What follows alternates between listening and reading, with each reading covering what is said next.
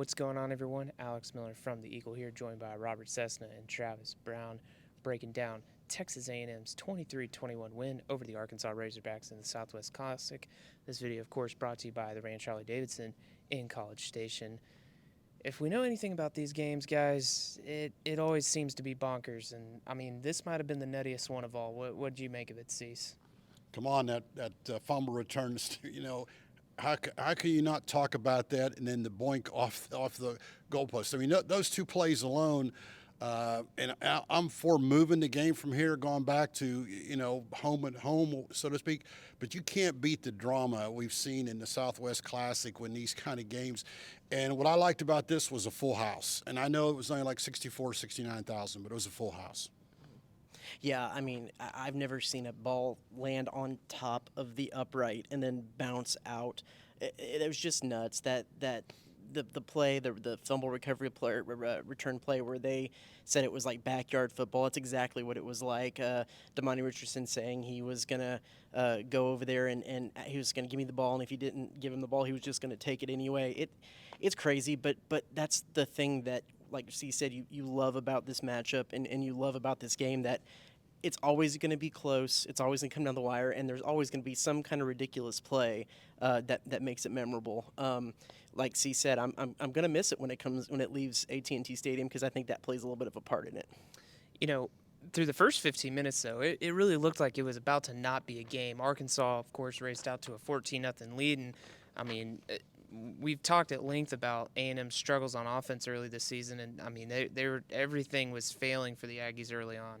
Yeah, I'll go back to we'll go back to that play. But if you go back before that play, they were just going up and down the field, except for that one time. And what's ironic is when it was 4th and 3, who did they call on? They called on Jefferson. Just basically plowed the line through 8 yards. And then for some reason on 1st and goal from the 3, instead of plowing ahead once or 2 or 3 times, he tries to go airborne. And for a junior quarterback, I realized, I wrote in a column, I think he thought he was almost invincible that time. At that time, he made so many good runs, I felt he was invincible. And, really, they give Russell a credit, but I think he was losing the ball before Russell hit him almost. Mm-hmm. Yeah, and if you want to look at A&M's offense early in the game, a lot of it was pre-snap confusion, and it's been something that's plagued them throughout the season, getting really late into play clocks because they're not necessarily getting the play call in, they're not necessarily getting lined up. Early, there was a delay game call. There was an illegal shift when 2 of the wide receivers didn't know which side of the line they were supposed to be on, and they both moved at the same time. There was another illegal shift later when they went into I form in one play that they had 2 young backs in the back there that kind of messed stuff up. Jimbo had to call a timeout after a kickoff because things weren't lined up. We got 2 kind of explanations for that. Max Johnson said he just feels like a lot of times they don't come out with enough urgency early in those drives. That kind of has been taking them a couple of plays in those drives to get going. And as you saw, I know Max Johnson was the quarterback in that, but in the App State game, they didn't have enough plays and enough drives to really get going and to get in the flow of the game. Jimbo Fisher kind of put it a little bit more on anxiety, and he said it's young guys who are nervous, who are anxious, who are wanting to do the right thing, and the game's just kind of moving too fast for them, and they need to see it to slow down. Interesting to see how they'll be able to mitigate that moving forward, because it has been an issue up until this point. It was an issue today. It wasn't a fatal issue. They were able to overcome it, but there is opportunities where if that continues, that could cost them games in the future. Devon Achane ran for 163 yards. A&M's had a hard time running the ball early this season. You take away the 63-yard run, he ran for 100 on 18 carries. It's a little over 5 yards a carry. Cease, what'd you kind of make of what A&M was able to do with the offensive line? It seemed like Achane he finally had some of that vision he'd been missing, it seemed. Might have been one of the silent keys of the game, because I felt coming in, A&M to win would have to run the football. It was somewhat deceiving that Arkansas had the 7th-ranked defense, because that counted to 15 sacks for like 170 yards or whatever. So other teams had some success running the ball. So I felt this was going to be the best offensive to run the football, and I thought A&M could maybe get to 125. That's what I was doing in my mind. So they did better than that. So I thought that was a big key. And man, I just can't say enough. You want to say what did the season? making Max Johnson the starter. I mean, that guy made some plays today. I hope I spelled it right. I'm sure Robert Primo will get it. He was Houdini several times, because if he doesn't make any of those plays, they probably lose the game. Travis, throughout the game, me and you were kind of talking about A&M's three-man front on defense, and whereas things were not really going well for the Aggies in the first half, that three-man front really kind of settled in and worked for them pretty well in that second half. What they were doing with that three-man front is they were bringing one of the linebackers in, usually Chris Russell as a spy, and by having him spying a little bit behind the line with that three-man front, if the blocking brought the line to the right and Jefferson rolled out to the left, he was able to shift over to the left and kind of keep contain on the left side of the line and vice versa on the right side. He was that kind of spy contain man.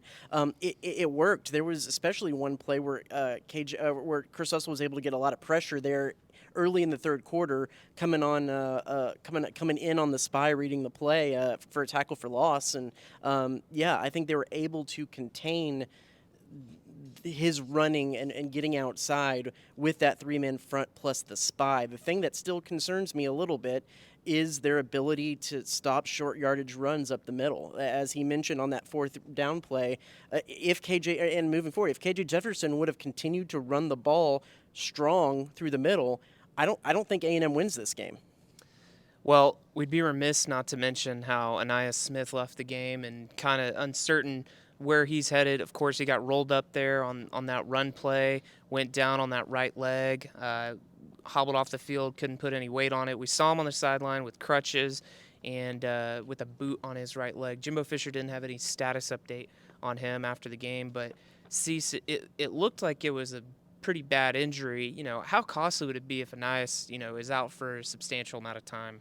Well, he's such a leader, and we don't even see the practices of how much of a leader he is.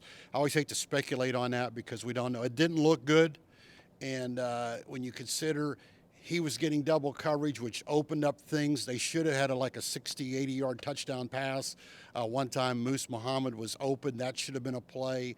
But that's what he can do. Without him, you're going to lose those kind of plays. And A&M can't afford, because A&M doesn't have enough upperclassmen. Yeah, and then, Travis, Moose Muhammad, he got the start, saw a significant amount of time.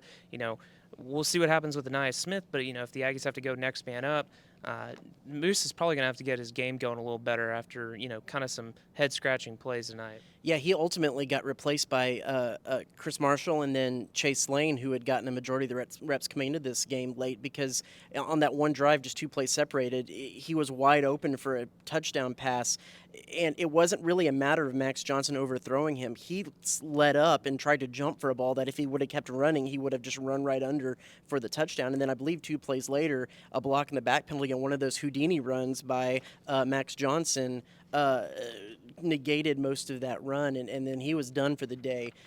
There is something that he is doing in practice that earned him that extra playing time today, but he's going to have to make it count when it counts moving forward, especially if Anais Smith is out for any period of time.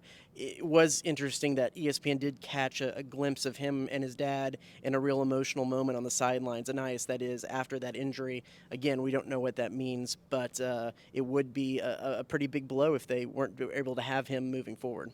Well, it was certainly a huge win for the Aggies tonight. I mean, we were talking 2 weeks ago after A&M lost to App State, just, where's this season going to go? And here they are. 2 weeks later, they got a pair of top 15 wins. I know Miami lost today to Middle Tennessee. That's a pretty ugly win. They'll fall out of the polls. But a win over Arkansas at number 10, pretty good. Cease, where do you see A&M kind of going now that they're heading to Starkville next week, a place they've kind of struggled with? Well, I want to interject on that question too, because I'm curious what you think, Cease. I know we'll get into your grades in another video, and you can look at that online. But going at one game into SEC play where they faced what we know is a pretty good opponent, offensively and defensively, where is this team? Because you want to say that they're not necessarily great or not necessarily polished on either side of the ball, but they're getting the job done.